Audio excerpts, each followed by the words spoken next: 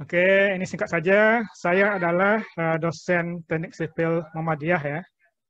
Saya sebelumnya S1 di Universitas Andalas tahun 2008 tamatnya, S2 di Universitas Sains Malaysia 2013 tamat, dan terakhir saya menyelesaikan S3 saya atau doktoral saya di University of Malaya tahun 2018. Oke, ini sebagai panduan saja. Kalau WHO seperti yang Bu Orfa dan Bu Ani sampaikan tadi, difabel itu adalah kependekan dari different ability. Kalau kita lihat dari statistik ya, bahwa yang mempunyai kebutuhan khusus itu sekitar 15% dari total populasi dunia. Kalau di Indonesia, data yang saya dapatkan tahun 2011 ya, mungkin perlu diupdate lagi karena sudah hampir 10 tahun, bahwa yang berkebutuhan khusus itu sekitar 15%. Jadi sekitar 36 jutaan dari total penduduk Indonesia waktu itu 241 juta jiwa. Dan juga sebelumnya juga ada penelitian tahun 2004 bahwa ada yang berkebutuhan khusus itu sekitar 1 jutaan ya. Mungkin itu perlu dikomparasi ya, karena 2004 2011 itu juga perlu datanya cukup banyak perbedaannya. Tapi yang jelas ini adalah sebagai data saja, bahwa yang dari 1.480.000 orang itu, 40.000 orang itu adalah yang penyandang tunadaksa sekitar 162.000 atau sekitar 11%, tunanetra sekitar 13%, tunarungu 34%, ini sepertiganya, dan lainnya adalah mental dan intelektual 25%, dan yang pernah mengalami penyakit kronis ya, kusta sebanyak 16%. Jadi ini sudah disampaikan juga oleh Bu Arni tadi, banyak undang-undang yang sudah mengakomodir penyandang disabilitas, seperti Undang-Undang Penyandang Disabilitas tahun 2016, nomor 8, juga Undang-Undang RI nomor 20 2003 tentang Sistem Pendidikan Nasional, yang memberikan jaminan kepada kita semua untuk melakukan jenjang pendidikan selayaknya, terutama yang berkebutuhan khusus. Jadi, walaupun seperti itu, banyak juga perguruan tinggi yang telah membuka ya, negeri dan swasta. Mungkin yang paling siap itu adalah yang kita dengar tadi, UIN Sunan Kalijaga Yogyakarta. Tapi sebagian kampus sarana-prasarananya belum disiapkan dengan baik. Jadi belum nyaman, belum ramah bagi kaum disabilitas. Dan juga sesuai Permendikbud Dikti ya, ini Pendidikan Tinggi tahun 2017 tentang pendidikan khusus layanan khusus pendidikan tinggi, juga Permen UPR nomor 14 tahun 2017 tentang syarat bangunan untuk fasilitas. Jadi perguruan tinggi wajib menyediakan sarana-prasarana sesuai dengan mahasiswa yang berkebutuhan khusus. Juga fasilitas dalam Undang-Undang nomor 8 tahun 2016 kita definisikan sebagai kemudahan yang disediakan bagi yang berkebutuhan khusus untuk membantu dan memberikan kesempatan bagi mereka untuk melakukan kegiatannya dalam segala aspek kehidupan. Selain peraturan ke atas, ada beberapa fakta bahwa banyak calon mahasiswa yang masuk UMY juga kampus lain setiap tahun, tapi penanganannya harus dimulai dari seleksi tadi, seperti yang disampaikan Bu Rofah tadi ya, mulai dari seleksi selama masa belajar hingga sampai mereka wisuda. Jadi secara fisik pelayanan terhadap para penyandang disabilitas tidak sebatas bimbingan, juga harus sarana prasarana yang ramah difabel. Jadi kalau ada aktivitas berat seperti perkuliahan di tingkat atas, sementara tidak ada lift dan ada tangga dan juga tidak ada pegangan tangan, itu merupakan salah satu harus yang kita perbaiki ke depan. Jadi kita harus berusaha gencar membangun fasilitas infrastruktur kampus, seperti pembuatan akses jalan masuk berupa ramp di setiap gedung dan lain. Jadi ini adalah salah satu pendahuluannya. Jadi penyediaan sarana belajar, fasilitas khusus, jadi harus kita optimalkan untuk menunjukkan kampus ramah difabel. Oke, sebelum masuk ke sini, memang seperti yang disampaikan Bu Rofah tadi, kita sama Bu Rofah ya. Saya punya anak pertama itu juga disabilitas juga, autis yang pertama. Dan yang kedua, kenapa bisa sampai ada pengabdian dosen teknik sipil seperti ini, terutama yang saya lakukan. Mungkin itu by accident Bu ya, awalnya. Karena tahun Oktober tahun lalu saya kecelakaan kecelakaan harus dioperasi kaki sebelah kanan ya. Jadi tidak bisa melakukan aktivitas fisik seperti biasa. Jadi awalnya tuh saya tuh berjalan dengan kursi roda, maksudnya melakukan aktivitas dengan kursi roda. Yang kedua bertahap dengan tongkat dua dan tongkat 1. Alhamdulillah pada Maret kemarin baru bisa berjalan dengan full. Walaupun sekarang belum bisa olahraga seperti lari. Jadi itulah awalnya kenapa saya merasa ya fasilitas ramah difabel ini sangat penting ya. Karena saya sendiri merasakan kesulitan waktu saya mengajar ya. Saya itu waktu kecelakaan itu saya libur 1 bulan aja. Karena kasihan ya banyak kelas. Jadi saya mesti mengajar. Jadi saya usahakan dengan tongkat ya. Dengan tongkat untuk datang ke kampus, tapi memang fasilitas kampus ada beberapa tempat yang titik yang tidak bisa dijangkau ya, bagi yang keterbatasan ya. Jadi saya waktu itu di UMB kebetulan ada semacam dibuka proposal pengabdian ya, saya apply dengan judul seperti itu. Jadi itu sebagai apa ya, kita harus peduli juga bahwa saya juga merasakan dulu sulit. Jadi saya coba usahakan ya di kampus sendiri. Jadi titik-titik penting yang harus tersedia fasilitas ramah difabel bagi kaum disabilitas itu. Itu pertamanya kenapa latar belakang saya sampai bisa, maksudnya sampai melakukan pengabdian seperti ini. Oke, ini adalah hasil dari apa ya namanya, ini adalah dari kuesioner, mestinya registrasi yang disampaikan oleh peserta webinar kali ini. Saya coba merangkumkannya di 7 ya.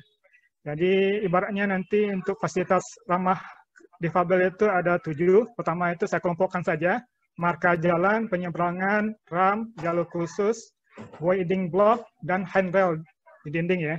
Yang kedua itu lift dengan huruf braille dan tangga eskalator. Yang ketiga itu informasi visual seperti disampaikan Bu Arni tadi ke Berofa, GBI ini juru bahasa isyarat. Closed captioning ini teks ya. Kalau ada video biasanya ada teks di bawahnya, itu penting juga. Yang keempat adalah ruang dan toilet khusus seperti kantin dan tempat ibadah untuk kaum difabel. Yang kelima buku braille dan pustaka khusus ya. Nah itu sudah diterapkan oleh UIN Susunan Kalijaga.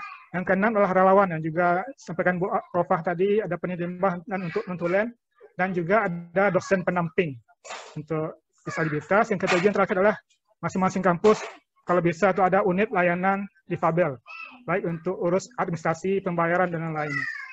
Itu adalah 7 poin yang saya coba rangkum dari peserta sampaikan pada saat registrasi ya. Kalau ini sudah dijelaskan tadi oleh Bu Arni, saya coba sedikit saja menyampaikannya. Jadi untuk itu kita perlu ada marka jalan, penyeberangan ya, ada jalur khusus kursi roda, ada ramp ya untuk kursi roda juga, ada guiding block, dan ada handrail. Jadi saya hanya fokusnya ke sini ya, Bapak Ibu semuanya, karena di Permen PUPR sudah mengakomodir ya, bagaimana anjuran terkait fasilitas ramah difabel itu. Kalau anjuran terkait RAM seperti ini ya, anjuran dari Permen PUPR. Jadi masing-masing itu seperti contohnya permukaan yang miring itu tidak boleh jauh dari 900 cm. Tidak boleh jauh dari 1 meter kurang ya, misalnya jadi paling jauh itulah 900 cm. Itu satu peraturan untuk terkait dengan RAM. Juga bisa dibaca di sini, nanti soal materi akan disampaikan oleh panitia. Yang kedua mungkin terkait dengan RAM itu adalah sama juga peraturan PUPR juga. Ini ada supaya bisa aksesnya lebih bagus ya. Harusnya seperti ini, ada yang lurus, ada yang segitiga. Kalau dia semacam letter U harus seperti apa? Nah, ini sudah diakomodir oleh PUPR tahun 2017 peraturan nomor 14. Juga untuk tangganya juga diakomodir oleh peraturan yang sama, harus ada huruf braille di pegangannya. Jadi kaum disabilitas bisa menerkap udah berapa lantai, maksudnya berapa tangga ya yang dilalui dari bawah dan dari atas ya. Jadi itu harus ada huruf braille-nya. Yang berikutnya untuk handrail menurut United Nations Enable. Jadi seperti ini ya peraturannya. Jadi ada semacam syarat-syarat juga berapa panjangnya dan lain-lain. Ini desain-desainnya bisa kita desain ya. Karena juga saya bidangnya teknik sipil ini penting juga kita desainnya sebaik mungkin sehingga aksesibilitasnya semakin lebih baik lagi. Ini seperti yang sampaikan Bu Arni tadi, ini ada guiding block, ini indikasi untuk kaum tunanetra, kalau jalan itu yang lurus ya, kalau stop itu ya titik-titik. Nah ini semuanya sebenarnya udah diakomodir ya oleh Permen PUPR ya, nomor yang sama tahun 2017, berapa dia dimensinya, berapa untuk yang tekstur yang tinggi itu udah ada diakomodir sebenarnya. Jadi itu yang juga ini juga ada diakomodir juga bagaimana bentuknya ya. Bagaimana bentuknya dari luar sampai masuk ke dalam. Jadi itu sudah diatur sedemikian rupa oleh pemerintah sebenarnya. Insya Allah coba kita terapkan ke depan. Bagi yang sudah mengetahui peraturan ini kita terapkan di kampus masing-masing sehingga bisa aksesibilitas itu semakin lebih baik lagi ke depan. Juga huruf lift dengan huruf Braille ya. Mungkin banyak yang kita tidak ada perhatian ya. Di lift itu ada ya huruf Braille. Jadi macam ada di bawah itu, jadi mereka mau lantai ke berapa, mereka hanya menekan saja dengan meraba. Kalau lantai 2, ini mereka lantai 2, sebelumnya meraba lantai 0 mungkin ya, diraba ke atas lagi. Jadi mereka bisa mencapai lantai yang mereka inginkan. Juga yang terakhir adalah eskalator, maksudnya sampingnya adalah eskalator khusus. Jadi ini kali saya belum ke sini ya. Katanya di Tugu 0 km ini ada toiletnya yang ada eskalator khusus ya. Saya belum menimpa lagi, mungkin ada di sini yang udah mendapatinya, silakan diceritakan seperti apa. Ini di Yogyakarta juga eskalator khusus kursi roda. Jadi dari bawah sampai ke atas dibawa oleh eskalator khusus. Oke, ini detailnya sama juga diatur oleh Permen PUPR ya. Nomor yang sama seperti apa, berapa desainnya seharusnya, tidak harus minimal berapa ya, itu yang maksim harus kita desain ke depan, berapa tinggi untuk tombolnya, itu juga ada desain oleh pemerintah. Juga seperti yang disampaikan tadi oleh Bu Arni, ada juga untuk running text, perlu kita koneksikan di kampus ya, juga GBI, kalau di berita juga kita sering lihat GBI, alhamdulillah berkat diskusi dengan Bu Arni, kita kerjasama dengan juru bahasa isyarat ya, seperti Mbak Mada dan Mas Eko, kita bisa mengadakan webinar fasilitas kampus sama rival dengan ada GBI-nya juga. Terima kasih kepada Mbak Mada dan Mas Eko atas waktunya pada pagi hari ini.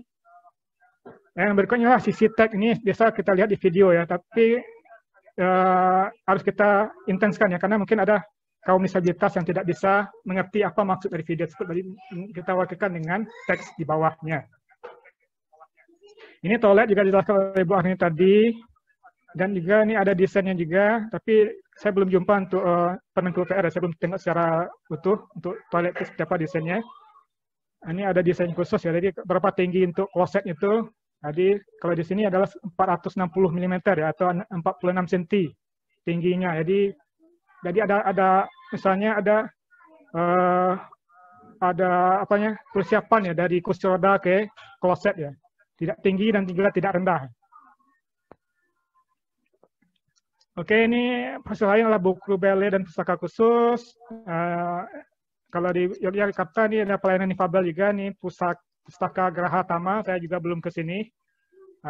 Ini udah mendapatkan fasilitas khusus untuk kaum disabilitas. Juga ini adalah Universitas Jember ya. Juga ada OPAK ya, yang juga ramah dengan difabel. Itu online, pustaka online ya, maksudnya mencari buku secara online. Juga seperti disampaikan Bu Arni tadi, juga pengalamannya Bu Rofa maksudnya, yang pengalamannya ada penerjemah dan notulen, juga ada dosen penamping untuk kaum disabilitas. Dan ini adalah unit layanan difabel. Ini yang saya coba cari di Google ya. Saya cari searching dengan logo pusat lain dan studi dan layanan difabel, hanya beberapa kampus yang bisa saya jumpai ya. Saya mohon maaf jika ada kampus lain yang hadir di sini yang tidak tersebut ya. Sini ada PLD-nya UIN Sunan Kalijaga, Pusat Studi Disabilitas Kemanusiaannya UMY, PSLD-nya Universitas Brawijaya, PSLD-nya UNESA, Universitas Negeri Surabaya, LFSD-nya UNS ya, Universitas Negeri Surakarta kalau nggak salah, UNS. Sahabat disabilitas ini adalah semacam sahabat disabilitas di UNY, dan juga ada UKM Peduli Difabel di UGM. mungkin itu Pak Yadi yang bisa saya sampaikan untuk kali ini. Mohon maaf jika terdapat kekurangan. Terima kasih atas kesempatannya pada pemateri semuanya dan juga MDNC dan Bapak Ibu yang hadir di sini. Assalamualaikum warahmatullahi wabarakatuh.